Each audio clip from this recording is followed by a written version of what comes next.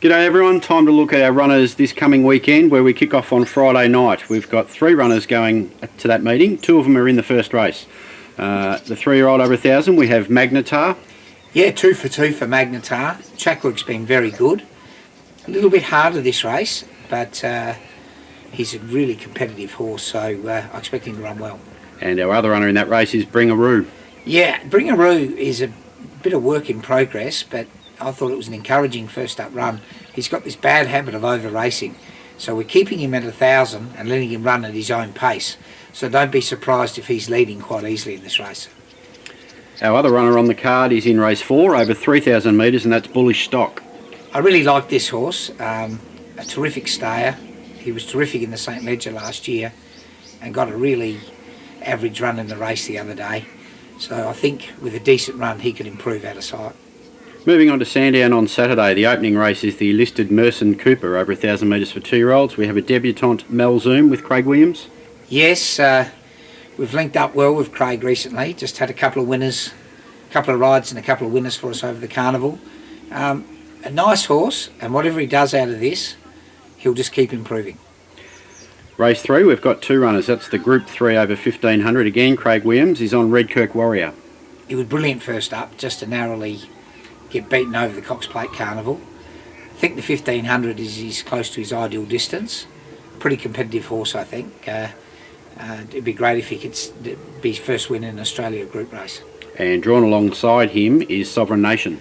Yes, he's on trial for a trip to Perth. If he can win this race, that will make him qualify for the Railway, which would be a really good race for him.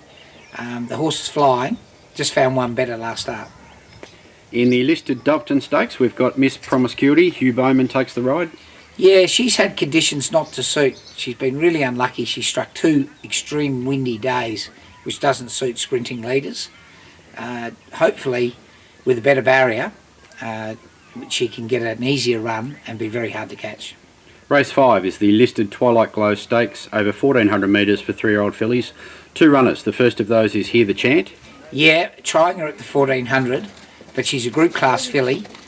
That's a group winner, and if she can stretch out over 14, it gives it a lot more strings to her bow. The second of our runners is Genoir for Regan Bayliss. Yeah, Genoir, I thought was a little bit stiff last start not to win. She just had the brakes released a bit early, and she got exposed and just run down late. Beat the rest by a big margin. So she's in very good form. It'd be great if she could pick up some black type here. Race 7, the feature race on the card, is the Group 2 Zipping Classic over 2,400, coming off an impressive Melbourne Cup run, Al Moonquith. Yes, he was really good in the Cup. We thought he ran 4th actually, and just got found out late to run 6th. I think really well placed here. We've got D. Oliver on board.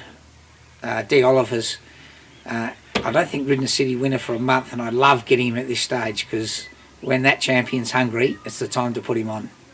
Race 8 is the Group 3 Kevin Heffernan Stakes over 1,300 metres. We've got Fartanar. Yeah, he's on trial at the distance. He ran well Cup week with Ryan Moore on to run a good second with a huge weight. At weight for age, I think he'll be well suited, and I'm looking forward to seeing him at 1,300. He's untried at that distance. Race 9 is the Group 3 Eclipse Stakes over 1,800 metres. We've got 2 runners. The first of those is Jacquino Bay. Yeah, look, he's drawn the outside his last 2 starts, got caught very, very wide, so just ignore those runs. He's got the right barrier to get the gun run. Craig Williams on board, and if there's any rain about, look at him at good odds to improve out of sight. He's got a good Sandown record. And Damien Oliver takes the ride on Gabella. Yes, she wasn't suited at the Valley last start, but back to 1,800 on a big roomy track. I think she's a good chance for her form to improve dramatically. The final event on the card is the Group 3 Summon Stakes for mares over 1,500. 2 runners. The first is Metaphorical. Just love her to win one of these mares group races. She's been knocking on the door. The form out of her race is very good over Cup week with Jessie Bell winning. She beat Jessie Bell quite easily. She's been freshened up for this. The track work at Lindsay's been excellent. And Glyn Schofield takes the ride on Mossbeat. Yeah, it was great to see a win. got a gun ride from Walker. She ran placed in this race last year. We're hoping she can be competitive again. She's a consistent mare that doesn't win a lot. Across to Morphettville on Saturday in the first race over 1400 metres, we've got two runners. The first being October Tutu.